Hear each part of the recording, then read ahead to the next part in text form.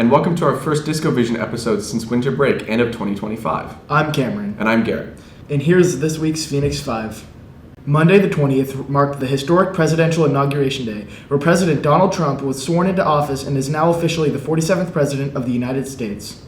With yearbook finalization coming up, make sure to have your preferred name in the yearbook. Please scan this QR code to do so. Make sure you keep an eye out for the QR codes posted around the school. If you have any fun pictures of you or friends, make sure you send them in to be included in the yearbook. The semester has ended. You can now check your final grades in Skyward. In this episode, we will cover a diverse array of topics, such as deadlines and events within our school community, as well as important events going on in our country. For our first bit of news today, here is Beck and Zach to talk to us about the current TikTok ban situation. Good morning, Phoenix. Unfortunately, the TikTok ban is in full swing. The US government banned TikTok because they believed it was linked to the Chinese government. TikTok has been removed from the App Store, but people who still have the app can still watch TikTok videos. We asked some of you about the TikTok ban. Yes, I am a TikTok user. I do not have TikTok installed on my phone. I am a TikTok user, unfortunately. Because I like sending my friends videos. I like TikTok because it makes me happy. I think their reasoning's pretty stupid, but it won't affect me much. I think it's a little bit stupid. It was 13 hours, kind of like anticlimactic, but I'm glad it's back. I think it's weird. I don't see how it's any different from just like YouTube Shorts or like Instagram Reels or the trillions of other vertical formats that you can just scroll forever on. For now, Trump has unbanned TikTok, and we have been given a 90-day grace period. Thank you, Beck and Zach, for keeping us up to date. Up next, we are joined by Dexter and Andrew to discuss the holiday of Martin Luther King Day to honor the 30th anniversary of the holiday. Martin Luther King Jr. Day is held on the third Monday of January every year. This year, it is held on January 20th. However, King's actual birthday is January 15th. But we celebrate his efforts on a Monday because of the Federal Uniform Monday Holiday Act.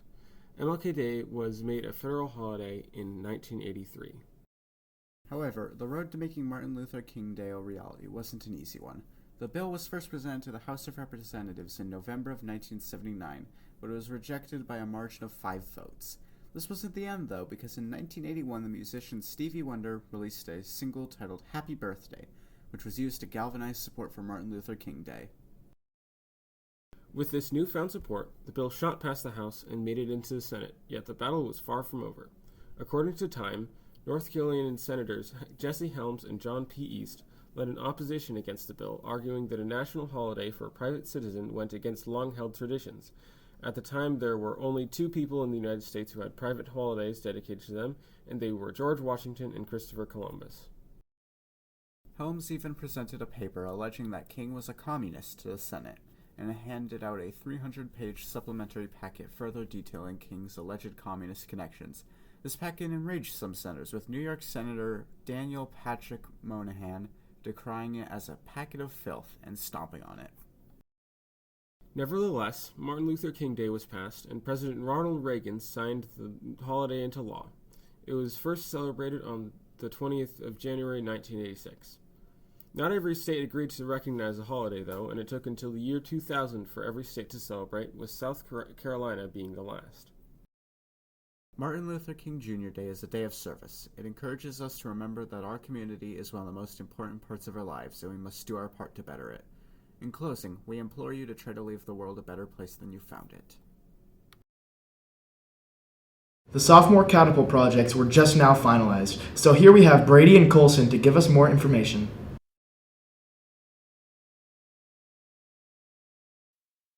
What does this project teach you?